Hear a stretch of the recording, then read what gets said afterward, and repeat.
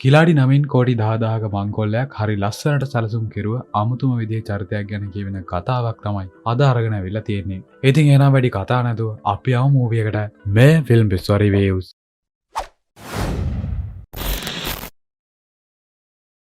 මේ කතාව පටන් ගන්න ඊළඟට ඉන්දියාවේ පැවැත්වෙන මහා මැතිවරණයට ගුරුසිංහම් එයාගේ පුතා බාලසිංහම් සමග එකතු වෙලා ඉතාලියේ ඉඳන් කෝටි 10,000ක මුදලක් ඉන්දියාවට යවන්න සූදානම් වෙන දර්ශනයකින් මෙයාලගේ අරමුණ මේ මුදල් හයිද්‍රාබාද් වල ඉන්න මහා මැතිවරුන්ට බෙදලා දීලා එයාලගේ උදව්වෙන් ගුරුසිංහම් මැතිවරණයෙන් දිනවන එක.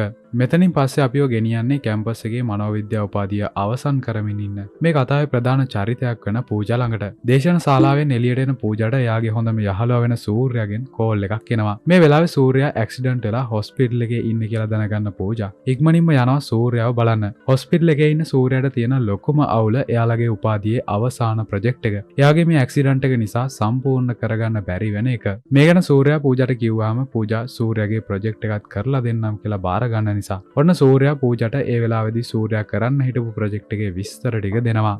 ගෙදර යන පූජා සූර්යාගේ ප්‍රොජෙක්ට් එකට අවශ්‍ය තොරතුරු සොයන්න පටන් ගන්නවා. තමන්ගේම බිරිඳව මරලා දාලා මේ වෙද්දි බන්ධනාගාරයේ ඉන්න ගාන්ධි කියන කෙනා ගැන විස්තර ටික තමයි මේ විදිහට පූජාට බලා ගන්න ලැබෙන්නේ. පූජා හිතින් මවා ගන්නවා ඒ බේසුණු සිදුවීම කොහොමද සිද්ධ වුනේ කියලා. මේ විස්තරات එක්ක පූජා ගොඩක්ම ෂොක් වෙන්නේ ගාන්ධියාගේ බිරිඳව මරනකොට එතන ගාන්ධිගේම පුංචි දුවත් ඉඳලා තියෙනවා කියලා දැනගන්නවත් සමගයි. මේ ගැන හිතලා දුක් වෙන පූජා ළඟට ඇයගේ තාත්තා එනවා. පූජාගේ තාත්තා පොලිසියේ ඉහළ නිලධාරියෙක් වෙන නිසා කෑම මේසේදී පූජා එයාගේ තාත්තටත් මේ ගාන්ධි ගැන කියනවා. මේ වෙලාවේ පූජා එයාගේ තාත්තා ගැන ගොඩක් සතුටු වෙනවා. මොකද ගාන්ධි වගේ මිනිස්සු අතරේ අම්මත් නැතුව පූජාව මේ වගේ ආදරෙන් ඇයගේ තාත්තා ඇයව බලා ගන්න නිසා. පහවදා පූජා යනවා මධ්‍යම බන්ධනාගාරයට එයා කලින් දවසේ විස්තර බලපු ගාන්ධිව හමු වෙන්න. මේ වෙලාවේ අපේ කතාවේ ප්‍රධාන චරිතය වෙන ගාන්ධිව අපිට පෙන්වනවා. ගාන්ධිව දකින පූජා කොච්චර කතා කරන්න හැදුවත් ගාන්ධි එක වචනයක්වත් කතා නොකරන නිසා ගාන්ධි ගැන තවදුරටත් විස්තර හොයාගන්න ගාන්ධිගේ දුව මේ වෙද්දී ඉන්න ළමා නිවාසයට යන්න පූජා සිදු වෙනවා. ගාන්ධිගේ දුව සමග කතා කරන පූජා මේ වෙලාවේ ගොඩක් සංවේදී වෙනවා. මොකද මේ දරුවා එයාගේ තාත්තට ගොඩක් ආදරෙයි කියලා ඇයට තේරෙන්න පටන් ගන්න නිසා. ඒ වෙලාවේ පූජාට හිතෙනවා ඇත්තටම ගාන්ධි යාගේ දුව ඉස්සරහම තමන්ගේ බිරිඳව මැරුවා නම් මේ දුව තමන්ගේ තාත්තට වෛර කරන්න ඕනේ එහෙමත් නැත්නම් බය වෙන්න ඕනේ කියලා. හැබැයි මේ දරුවා තමන්ගේ තාත්තට ගොඩක් ආදරෙයි. මේ නිසා පූජා හිතනවා මෙතන සැඟවුණු වෙනත් කතාවක් තියෙන්න ඕනේ කියලා. ආබව වන්දනාගාරයට ගිය පූජා ගාන්ධිගේ දුවගේ වීඩියෝ සහ පින්තූර පෙන්වලා ගාන්ධි තුල නිහඬව හිටපු ඒ සංවේදී තාත්තව අවදි කරගන්න සමත් වෙනවා. මේ වෙලාවේ ඇස්වල කඳුළු පුරවගෙන ගාන්ධි පූජාට ඇත්තරම සිදුවුණු ඔහුගේ අතීත කතාව කියන්න පටන් ගන්නවා. ගාන්ධි කියන විදිහට ගාන්ධි අනාථ දරුවෙක් විදිහට ඉන්නකොට එයාව එයාගේම තාත්තා වගේ බලාගෙන තියෙන රාජශේඛර කියන පුද්ගලයා. රාජශේඛර කියලා කියන්නේ ව්‍යාපාරිකයෙක්. ඒ වගේම ගාන්ධිට බොබී කියලා යහළුවෙකුත් ඉඳලා තියෙනවා. ඉතින් ගාන්ධිගේ ජීවිතේ මේ අයත් සමග සහ ව්‍යාපාර කටයුතු එක්ක ලස්සනට ගෙවිලා යන අතරේ දවසක් ගාන්ධි එයාගේ අපාර්ට්මන්ට් එකේ බැල්කනියේ ඉන්නකොට ඔන්න ලස්සන දඟකාර ගැහැණු ළමයෙක් දකිනවා. ඉතින් ඒ තමයි චිත්‍රා. ඒ ගැහැණු ළමයා එයාගේ අම්මා සහ තාත්තා සමග අලුතින් පදිංචියට එන්නේ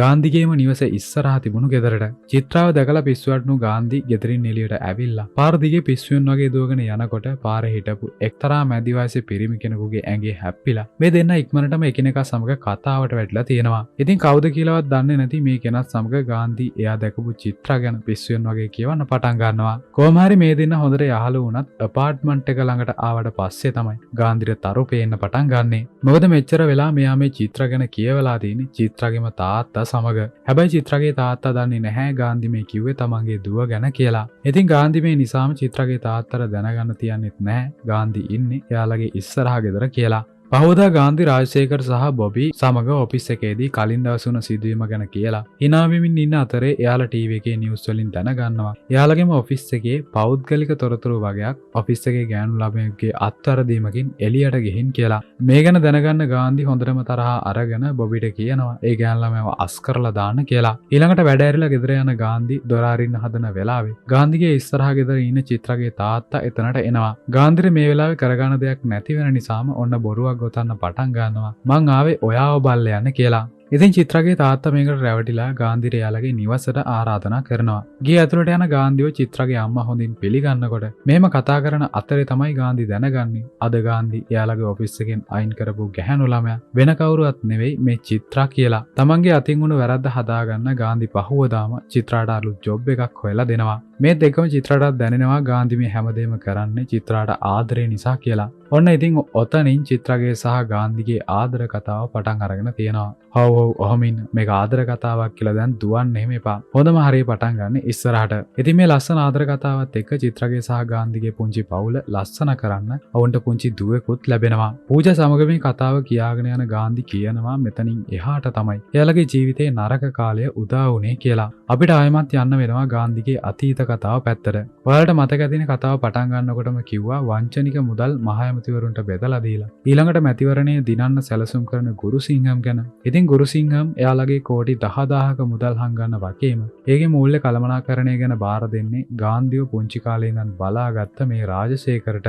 රාජශේකර ව්‍යාපාරිකයෙක් වගේම එයා කලින් ඉඳන් ගුරුසිංහම් යටතේ වැඩ කරලා තියෙන නිසා තමයි මේ වැඩේ ගුරුසිංහම් මෙයාට බාර දෙන්නේ. රාජශේකර් මේ වැඩේ බාරගෙන වැඩි වෙලා යන්න කලින් පොලිසියෙන් රාජශේකර්ව අත්අඩංගුවට අරගෙන තියෙනවා. එහෙම අත්අඩංගුවට ගන්න වෙනත් මූල්‍ය වංචා ගැටලුවකට ප්‍රශ්න කරන්න. ඒ අතරේ රාජශේකර්ව අත්අඩංගුවට ගත්ත කියලා දැනගන්න ගුරුසිංහම් හොඳටම කලබල වෙනවා. මොකද මේ වෙනකොටත් ගුරුසිංහම්ගේ කෝටි 10000ක මුදල රාජශේකර්ට බාර දීලා ඉවරයි. ඒ වගේම ගුරුසිංහම් දන්නේ නැහැ මේ මුදල් රාජශේකර් මේ වෙනකොටත් කොහෙද හංගලා තියෙන්නේ කියලා. අත්අඩංගුවේ ඉන්න මේ රාජශේකර්ව ප්‍රශ්න කරන්නේ කතාවේ තවත් ප්‍රධාන චරිතයක් වෙන අර්ජුන් කියන අවංක පොලිස් නිලධාරියා. ඒ වගේම අර්ජුන් තමයි CBI එකෙන් ගුරුසිංහම් කරන්න යන මුදල් ගනුදෙනුව ගැන පරීක්ෂණ කරන්න පත් කරලා ඉන්න නිලධාරියා. මේ වෙලාවේ ගුරුසිංහම්ෙන් එක දිගට කෝල් ආවත් අර්ජුන්නේ බලපෑම් ගණන් ගන්නේ නැතුව එයාගේ රාජකාරිය අවංකවම කරනවා. මේ නිසා වීරු වැටලා ඉන්න ගුරුසිංහම් ඊළඟට කරන්නේ රාජශේකර් ගැන හොඳටම දන්න ගාන්ධිව ගෙන්වලා රාජශේකර් මුදල් හංගපු තැන ගැන දැනගෙන කියන්න කියලා ඔහුට තර්ජනය කරන එක. එහෙම කරන්න බැරි වුණොත් රාජශේකර් ඇතුළු රාජශේකර්ගේ පවුලේ අයව මරනවා කියලා කියනවා. තමන්ගේ පවුලට වගේම අනාථ දරුවෙක් විදිහට හිටපු එයාට රාජශේකර්ගේ පවුලටත් ආදරය කරන ගාන්ධි මේ විදිහට මේ ප්‍රශ්නෙට පැටලිලා තියෙනවා. රාජශේකර්ව බලන්න පොලිසියට යන ගාන්ධි රාජශේකර් සමග කතා කරාට පස්සේ මේ මුදල් ගැන තොරතුරක් ගාන්ධිට රාජශේකර්ගෙන් දැනගන්න ලැබෙන්නේ නැහැ. මොකද මේ වෙලාවෙම අර්ජුන් මෙතනට එන නිසා. මේ ප්‍රශ්න ගැන වදවෙමින් ගෙදර යන්න පිටත් වෙන ගාන්ධිව බයික් වලින් එන නන්නා දුරන පිරිසක් ෆලෝ කරගෙන එන්න පටන් ගන්නවා වගේම අතහැරලා දාපු බිල්ඩින් එකකට අරගෙන එනවා. ඒ නාදුරන පිරිසේ ඉන්න ප්‍රධානියා තමයි ඩේවිඩ් කියලා කියන්නේ. ඩේවිඩ් කියන පුද්ගලයා ඔළුව අවුල් වෙලා ඉන්න ගාන්ධිව තවත් පිස්සු වැටෙන විදිහට. ඩේවිඩ් කියනවා රාජශේකර්ගේ හංගපු මුදල් තියෙන තැන ගුරුසිංහම්ට කලින් ඩේවිඩ්ට කියන්න කියලා. අකමැත්තෙන් උනත් ගාන්ධිර මේකට එකඟ වෙන්න වෙනවා. මොකද මේ වෙනකොට ඩේවිඩ්ගේ පිරිසක් ඇමරිකාවේ ඉඳන් ආපු ගාන්ධිගේ නෑදෑයෝ ටිකක් විදිහට ගාන්ධිගේ ගෙදරට ඇතුළු වෙලා ඉවරයි. ඩේවිඩ් ඒ ගැන කියලා ගාන්ධිගේ පවුලේ අයව ප්‍රාණපයට තියාගෙන තමයි ගාන්ධිට මේ වැඩේ බාර දෙන්නේ.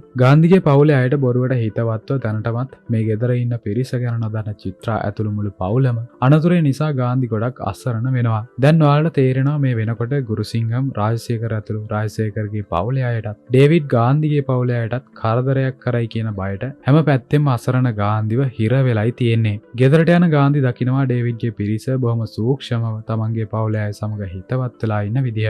ඒත් එක්කම රාජශේකර්ව ප්‍රශ්න කරන අර්ජුන් කියන පොලිස් නිලධාරියා ඔන්න මේ වෙලාවෙම ගාන්ධිගේ නිවසට එනවා. පොලිස් නිලධාරියෙක් තමන් ළඟටම ආවත් ගාන්ධි කලබල නොකර අර්ජුන් එක්ක කතා කරන්න පටන් ගන්නවා. නැත්නම් ඩේවිඩ් තමන්ගේ පවුලට කරදරයක් කරයි කියන බයට. මේ වෙලාවේ අර්ජුන් ගාන්ධිට කියන්නේත් රාජශේකර් හරහා කොහොම හරි ගුරුසිංහම්ගේ මුදල් හංගපු තැන දැනගන්න කියලා. මොකද අර්ජුන්ටත් ඕන මේ මුදල් වංචාව කොහොම හරි අල්ලගන්න. ඉතින් අපිට පේනවා මේ වෙලාවේ ගාන්ධි කොච්චර අසරණ වෙලාද කියලා. නැවත රාජශේකර් හම්බෙන ගාන්ධි මුදල් තියෙන තැන ඇහුවා. ඒක ගැන හරියට කිසි දෙයක් රාජශේකර් කියන්නේ නැහැ. ඉතින් බලාපොරොත්තු සුන් කරගෙන නැවත බයික් එකේ ගෙදර යන ගමන් ඉන්න ගාන්ධිට මතක් වෙනවා. රාජශේකර්ගෙන් මුදල් තියෙන තැන අහනකොට රාජශේකර් අත් දෙකෙන් පෙන්නපු සිග්නල් එකක්. ඒත් එක්කම ගාන්ධිට මතක් වෙනවා රාජශේකර් මීට කලිනුත් ඒ සිග්නල් එක පාවිච්චි කරලා අදහස් කරලා තියෙන දේ ගැන. ඒ සිග්නල් එකෙන් පෙන්වන්නේ රාජශේකරට අයිති පුංචි නිවසක් ගැන කියලා ගාන්ධිට මතක් වෙනවත් එක්කම ඔන්න ඉක්මනින්ම ඒ ගෙදරට යන ගාන්ධි හිතුවා වගේම එතන කෝටි 10000ක මුදල් තියෙනවා. ගාන්ධි මුලින්ම ගුරුසිංහම්ට මුදල් තියෙන තැන කියනවා. ගාන්ධි හිතුවේ දැන් එක ප්‍රශ්නයක් ඉවරයි. දැන් රාජශේකර්ගේ පවුල ආරක්ෂිතයි කියලා. සල්ලි තියෙන තැන ගැන කියලා ගුරුසිංහම්ගේ ඔෆිස් කාමරෙන් එළියට යන ගාන්ධිට ඇහෙනවා. ගුරුසිංහම් එයාගේ ගෝලයන්ට රාජශේකර්ව මරන්න කියනවා කියලා. ගුරුසිංහම් තමන්ව රැවට්ටුවා කියලා දැනගන්න ගාන්ධි හොඳටම කලබල වෙලා අර්ජුන් අර්ජුන්ට කෝල් කරලා රාජසේකට වෙන්න යන දේ කිව්වත් අර්ජුන්ට කලින් ඉස්සර වෙන ගුරුසිංහම්ගේ ගෝලයෝ පොලිසිය ඇතුළේදීම රාජසේකරව මරන්න සමත් වෙනවා. ඉතින් තමන්ව දරුවෙක් වගේ බලාගත්ත රාජසේකරව මරලා කියලා දැනගන්න ගාන්ධි ගොඩක් දුක් වෙනවා. ඒත් තාමත් ගාන්ධිගේ පවුලේ අය අනතුරේ නිසා ගාන්ධි ඊළඟට ඉතුරු වෙලා ඉන්න. තමන්ගේ පවුල හරි බේරගන්න හිතාගෙන ඩේවිඩ්ටත් කෝල් කරලා සල්ලි තියෙන තැන කියනවා. ගාන්ධිගේ එකම අරමුණ තමන්ගේ පවුල හරි බේරගන්න ඕන කියන එක. ඔන්න දැන් කෝටි 10000ක මුදල් ටික ගන්න ඩේවිඩ්ගේ පිරිස සහ ගුරුසිංහම්ගේ පිරිස යනවා. හැබැයි ඩේවිඩ්ට කලින් එතනට යන ගුරුසිංහම්ගේ පිරිස එතන තියෙන මුදල් ටික කන්ටේනර් එකකට පටවගෙන ඉක්මනටම එතනින් පිටත් වෙලා යනවා. මේක දැනගන්න ඩේවිඩ් ඔහුගේ ඊළඟ සැලැස්මට අනුව ඩේවිඩ් බොරු සල්ලි පුරවපු කන්ටේනර් එකක් අරගෙන ගුරුසිංහම්ගේ ගෝලයෝ මුදල් අරගෙන යන කන්ටේනර් එක ෆලෝ කරලා ගුරුසිංහම්ගේ ගෝලයන්ව මරලා ඇත්ත සල්ලි ටිකට බොරු සල්ලි ටික මාරු කරලා එතනින් පැනගන්නවා වගේම බොරු සල්ලි සමග ගමන් කරන ගුරුසිංහම්ගේ කන්ටේනර් එක ඇක්සිඩන්ට් වෙලා විනාශ වෙන්න සලස්වනවා. ඉතින් අන්තිමේදී ඇත්තම මුදල් කෝටි 10000ක් ඩේවිඩ්ට අයිති වෙනවත් එක්කම මේ විනාශ වුණේ බොරු සල්ලි කියලා නොදන්න ගුරුසිංහම් ගොඩක් භීතියට පත් වෙනවා. දැන් ගාන්ධිට ටිකක් හරි සැනසීමක් ලැබෙනවා. මොකද ඩේවිඩ්ට ඕන දේ සිදු වුණ නිසා තමන්ගේ පවුල දැන් ආරක්ෂිතයි කියලා හිතිලා. මේ වෙලාවේ ඩේවිඩ්ට මේ හැම දෙයකම උපදෙසක් දෙන තවත් මහ මොලකාරයෙක් ඉන්නවා කියලා අපිට පෙන්නුවත් ඒත් ඒ කවුද කියලා නම් හෙලි කරන්නේ නැහැ. ඩේවිඩ් මේ මහ මොලකාරයා සමග කතා කරලා ඉවරුණාට පස්සේ ගාන්ධිගේ වැඩෙත් මෙතනින් ඉවර නිසා ඩේවිඩ්ට සමුදීලා ඔහු මෙතනින් සැනසීමෙන් යන්න පිටත් වුණා. ඔහු වීදුරුවක තියෙන හෙවණල්ලකින් දකිනවා ඩේවිඩ් තමන්ට වෙඩි තියන්න සූදානම් වෙනවා කියලා. ඉතින් එක ක්ෂණයකින් ක්‍රියාත්මක වෙන ගාන්ධි එතනින් බේරෙන්න සමත් වුණා. ඩේවිඩ්ුත් ගුරුසිංහම් වගේම තමන්ව රැවට්ටුවා කියලා ගාන්ධි හොඳටම බය වෙන්නේ. ඊළඟට තමන්ගේ පවුල දැන් හිටියටත් වඩා ලොකු අනතුරක ඉන්න බව ඔහුට තේරුණ නිසායි. ගෙදරට යන්න පිටත් වෙන ගාන්ධි ඉක්මනින් ගෙදරට කෝල් කරලා චිත්‍රාට කියනවා. ගෙදර ඉන්නේ බොරු පිරිසක් එයා තමන්ගේ නෑදෑයෝ නෙවෙයි කියලා. ඒත් එක්කම ගාන්ධි කියන දේ තේරෙන චිත්‍රා එයාගේ අම්මා තාත්තා දුව සමග මෙතනින් පැන ගන්න උත්සාහ කරනවා. මේ අතර පුළුවන් ඉක්මනින් ගෙදරට යන ගාන්ධි ඒ වෙනකොටත් පරක්කු වැඩි. ගාන්ධි මේ වෙලාවේ තමන්ගේ පවුල වෙනුවෙන් තනියම සටන් කරලා ඔවුන්ව බේරගන්න උත්සාහ කෙරුවත් අන්තිමේදී ගාන්ධිගේ ඇස් ඉස්සරහාම තමන්ගේ බිරිඳ වෙන චිත්‍රාව ඩේවිඩ් මරලා දානවා.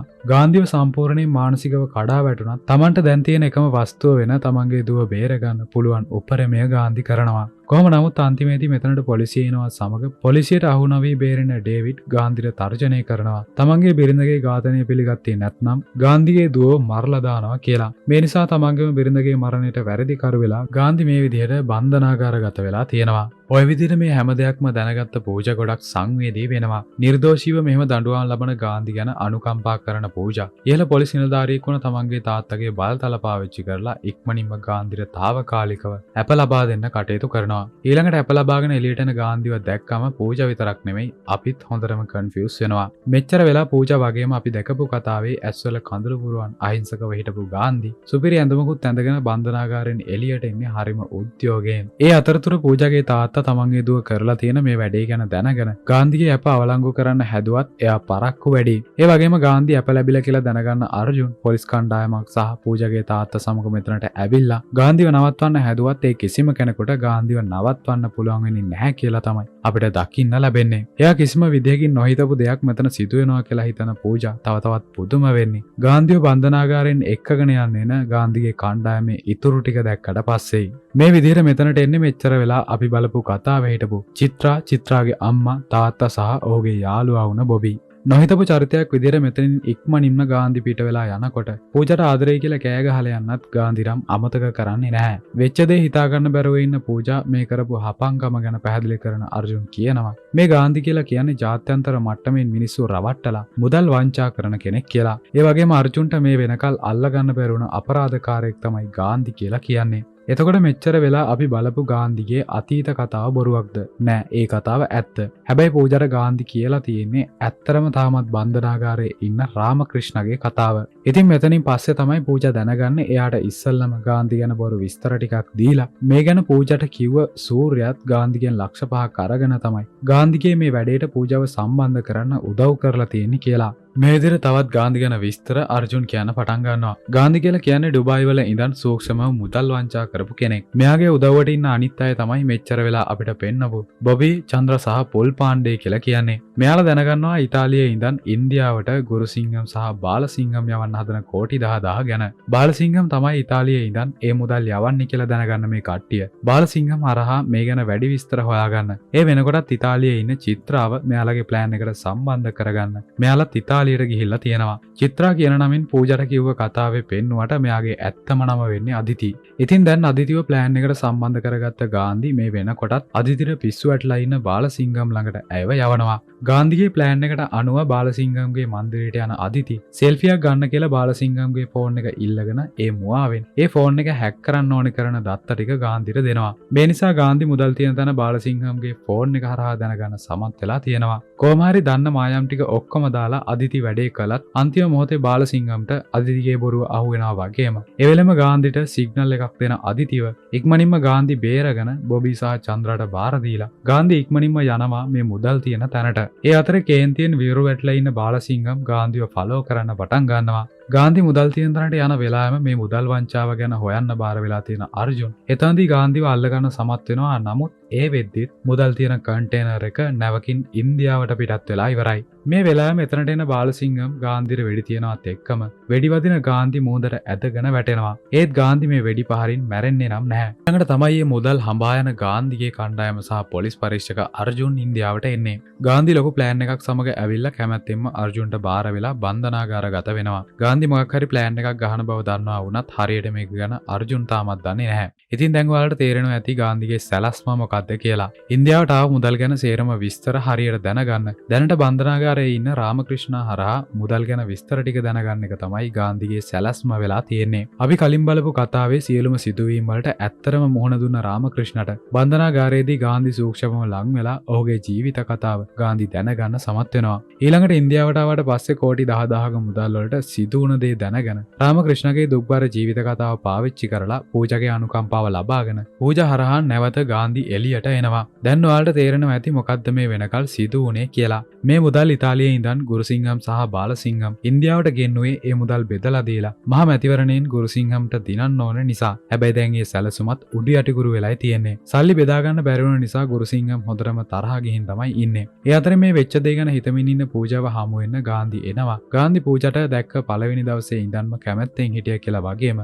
ගාන්ධිට කෝටි 10,000 ලැබුණම ඒකෙන් කොටසක් පූජාට දෙන්නම් කියලා කිව්වත් ගාන්ධිගේ හැටි දන්න පූජා තවත් කේන්තියෙන් ගාන්ධිර එතනින් යන්න කියලා කියනවා. ඒ අතරේ තවත් පැත්තක අර්ජුන් සැලැස්මක් හදන්න පටන් ගන්නවා. ඒ අනුව රාමකෘෂ්ණව එයාගේ නඩුවට අරගෙන යනකොට රාමකෘෂ්ණව මරන්න එතනට අනිවාර්යයෙන්ම ඩේවිඩ් එන්න පුළුවන්. එතකොට ඩේවිඩ්ව අල්ලගන්න පුළුවන් වගේම ඩේවිඩ් හරහා ගාන්ධිව අල්ලගන්නත් පුළුවන්. අර්ජුන් මෙහෙම සැලසුම් කරනකොට ඔන්න හිතුවා වගේම නඩුව දවසේදී බන්ධනාගාර බස් රථය ළඟට කඩාවදින ඩේවිඩ් රාමකෘෂ්ණව පැහැර ගන්න හදනවා. නමුත් මෙතනදී වෙන්නේ ඩේවිඩ්ට කලින් මතුවෙන ගාන්ධි ඩේවිඩ්ව පැහැර ගන්නවා වගේම එතනට එන ගුරුසිංහම්ගේ කණ්ඩායම රාමකෘෂ්ණව පැහැරගෙන යන එක. මේ විදිහට අර්ජුන්ගේ සැලැස්ම සම්පූර්ණයෙන්ම විනාශ වෙලා යනවා. ඊළඟට අපිට දකින්න ලැබෙන්නේ ගුරුසිංහම් රාමකෘෂ්ණගෙන් දැනගන්නවා එදා ඇත්තටම රාජශේඛර්ගේ නිවසේ තිබුණු මුදල් ගත්තේ ඩේවිඩ් කියලා. ඒ අතරේ ඩේවිඩ්ව පැහැරගත්ත ගාන්ධි ඔහුට හොඳටම වද දීලා කොහොම හරි ඩේවිඩ්ගෙන් තොරතුරු ගන්න සමත් වෙනවා. ඩේවිඩ් ගාන්ධිර කියන විදිහට ගුරුසිංහම්ගේ සල්ලි ටික අරගෙන ගුරුසිංහම් මැතිවරණය දිනන එක නවත්වන්න ඩේවිඩ්ට බාර දීලා තියෙන්නේ. ඩේවිඩ්ටත් ඉහළින් ඉන්න මහමොලකරු. ඒ කවුද කියලා ඔයාලට කතාවේ අන්තිමට දැනගන්න පුළුවන්. කොහොම හරි ඩේවිඩ් ගාන්ධි ඇතුළු කණ්ඩායම එක්කගෙන මුදල් හංගලා තියෙන තැනට යනවා. එතනට ගියාට පස්සේ තමයි ගාන්ධි දැනගන්නේ මෙතන තියෙන්නේ බොරු සල්ලි කියලා. එහෙනම් ඇත්තම සල්ලි ටික ඉස්සරලම රාජශේඛර්ගේ නිවසින් ගුරුසිංහම්ගේ ආය සල්ලි ගන්න කලින්ම ඩේවිඩ්ට මේ වැඩේ බාර දුන්න මහා මොලකරු ඒවා මාරු කරලා තියෙනවා කියලා ගාන්ධිට තේරෙන්න පටන් ගන්නවා. ඊළඟට ගාන්ධි ඩේවිඩ් යන එන තැන් ෆලෝ කරලා බලනකොට එයා දකිනවා ඩේවිඩ් සමග කතා කරමින් ඉන්න ඩේවිඩ්ගේ මහා මොලකරු කවුද කියලා. ඒත් එතන CCTV රෙකෝඩ් මේ වෙනකොටත් අර්ජුන් අරගෙන ගිහින් ඉවරයි. ඒ වගේ මේවා ආපහු ගන්න බැරි වුණ නිසා ගාන්ධිගේ කණ්ඩායම කරන්නේ අර්ජුන්නේ CCTV රෙකෝඩ් බලන වෙලාවේ CBI එකේ CCTV තොරතුරු අරගෙන ඩේවිඩ් සමග කතා කරන්නේ කවුද කියලා බලන එක. ඒත් හරියට ඒ කෙනාගේ මූණ පේන්නේ නැහැ. හැබැයි ඒ කෙනාට තප්පර 7ක කෝල් එකක් ඒ වෙලාවේදී එනවා කියලා දකින ගාන්ධි ඒ ප්‍රදේශයේ සෙල්ෆෝන් ඩේටා හැක් කරලා ඒ කෝල් එක ගත්ත ඩේවිඩ්ගේ ප්‍රධානියාගේ SIM එක රෙජිස්ටර් වෙලා තියෙන්නේ කාගේ නමටද කියලා හොයනවා. ඔන්න මෙතනදී තමයි ගාන්ධිවත් පොදුම කරවලා මේ වෙලාවේ මේ සල්ලි ටික තියෙන ඩේවිඩ්ගේ මහමොලකරු කවුද කියලා ඔහුට දැනගන්න ලැබෙන්නේ. ඉතින් ඒ වෙන කවුරුවත් නෙවෙයි ඒ තමයි පොලිසියේ ඉහළ තනතුරක් දරපු පූජාගේ තාත්තා. මේ වෙද්දි රාමකෘෂ්ණගේ දුව ඉන්නේ පූජා ළඟ. පූජාට ඒ දුවත් සමගම ඔහුව හමු වෙන්න කියන ගාන්ධි පූජාට පූජාගේ තාත්තා ගැන කියනවා. පූජාට ගාන්ධි විශ්වාසයෙන්ම කියනවා අනිවාර්යෙන් කෝටි 10000ක සල්ලි ඇත්තේ ඔයාලගේම ගෙදර තමයි. ඒ නිසා රාමකෘෂ්ණගේ දුව මගේ ළඟ තියලා ගිහින් ඔයා මේ ගැන බලලා ඔයාගේ තාත්තා නිර්දෝෂි නම් රාමකෘෂ්ණගේ දුව අරගෙන යන්න. නැත්නම් සල්ලි මට ගෙනත් දීලා දුවව අරගෙන යන්න කියලා. තමන්ගේ තාත්තා ගැන ලොකු විශ්වාසයක් තියෙන පූජා අකමැත්තෙන් නොනත් ඒකට කැමති වෙලා රාමකෘෂ්ණගේ දුව ගාන්ධිට දීලා ගෙදරට ගිහින් පරීක්ෂා කරලා බැලුවට පස්සේ දැනගන්නවා ගාන්ධි කිව්ව දේ ඇත්ත කියලා. ඉතින් මෙච්චර වෙලා මේ කතාවේ මහමලකාරයා වෙලා ඉඳලා තියෙන්නේ පූජාගේ තාත්තා. ඩේවිඩ්ව පාවිච්චි කරලා රාමකෘෂ්ණගේ බිරිඳව මරලා අහිංසක පවුලක් විනාශ කරලා ගුරුසිංහම් මහමැතිවරණයෙන් දිනන එක නවත්වන්න ප්ලෑන් කරලා තියෙන පූජාගේ තාත්තා ළඟ තමයි මේ වෙනකොට කෝටි 10000ක මුදල් තියෙන්නේ. හැමදේම දැනගන්න පූජා තමන්ගේ තාත්තා කරලා තියෙන අපරාධය ගැන ගොඩක් දුක් වෙන්න පටන් ගන්නවා. දැන් මේ පූජාට කොහොම හරි ඕනේ අහිංසක රාමකෘෂ්ණාව සහ එයාගේ දුවව ආයමත් එකතු කරන්න. ඒ අතරේ ගාන්ධි අතුරු එයාගේ කණ්ඩායම රාමකෘෂ්ණගේ දුවත් ළඟ තියාගෙන එයාට දැන් මුදල් ලැබෙන්නේ අනේකට සතුටු වෙන අතරේ ගාන්ධි මේ පුංචි ළමයා සමග කතා කරන්න පටන් ගන්නවා. ඒ වෙලාවේ මේ රාමකෘෂ්ණගේ පුංචි දුව තමන්ගේ තාත්තට තියෙන ආදරේ දැක්කම ගාන්ධිරත් ඇය ගැන දුකක් ඇති වෙනවා කියලා තමයි අපිට බලා ගන්න ලැබෙන්නේ. පහවදා පූජා එනවා ගාන්ධිව හමු වෙන්න. පූජා මේ වෙලාවේ කියනවා යාගේ තාත්තා මේ වෙනකොටත් ඒ මුදල් බිට්කොයින් වලට මාරු කරලා කියලා. ඉතින් ඒ වෙලාවේ ගාන්ධි කියනවා ඒ බිට්කොයින් ගාන්ධිගේ account එකට transfer කරන්න කියලා. හැබැයි තාමත් මේකට පූජා අකමැති වෙනවත් එක්කම එතනට එක්තරා පිරිසක් කඩා පැනලා ලොකු කලබලයක් ඇති කරනවා. පේන විදිහට නම් මේ පිරිස අරගෙන ඉන්නේ ගාන්ධිගේ කණ්ඩායමේ ඉන්න අදිති. මොකද එයා ගාන්ධිට ද්‍රෝහි වෙලා තියෙනවා. අදිති මෙතනින් යන්න කලින් ගාන්ධිට වෙඩි තියනවත් එක්කම පූජා සහ අනිත් අය විසින් ගාන්ධි හොස්පිටල් එකට ඇඩ්මිට් කරන අතරේ බොබි පූජාට කියනවා ගාන්ධි මේ මුදල් ඇත්තටම ගන්නේ අසරණ මිනිස්සුන්ට හොස්පිටල් එකක් හදන්න කියලා. ගාන්ධි කියලා කියන්නේ රොබින් හුඩ් වගේ අසරණ මිනිස්සුන්ට උදව් කරන පුද්ගලයෙක් කියලා පූජාට හිතෙන්න පටන් ගන්න නිසා ඔන්න ගාන්ධිට එයාගේ තාත්තා සල්ලි හංගපු තැන කියන්න කැමති වෙනවා. හැබැයි මේකත් ගාන්ධිගේ ප්ලෑන් එකක්. ගාන්ධි බොරුවට තමයි අදිතිව පාවිච්චි කරලා මෙහෙම වෙඩි වැදුනා කියලා බොරු කතාවක් ගොතලා පූජාගේ අනුකම්පාව දිනා ගන්න try කරලා තියෙන්නේ.